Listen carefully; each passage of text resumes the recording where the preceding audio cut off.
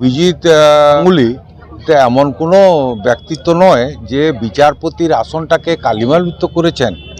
তার সম্পর্কে আর বলবো কি, বিচার ব্যবস্থাটাকে একদম কালিমালিপ্ত করে দিয়েছেন। বিভিন্ন আইনজীবীরা কি বলছেন যে বাজে কমেন্ট করছেন, আমি সেটা সম্বন্ধে আর যাবো। এখানে খুশি দাঁড়াক না, সেখানে দাঁড়ালে তাকে সে বলেছিল না যে ঢাক বাজিয়ে বিসর্জন দিবে।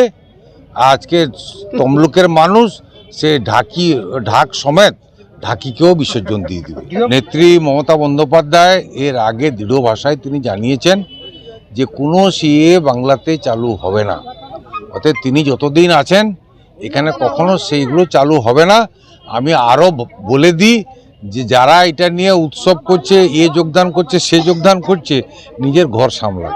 এর আগে আপনারা দেখেছেন 2021-এ বিধানসভা নির্বাচনের আগে এক ঝাঁক এমএলএ, এমপি থেকে শুরু করে কত নেতা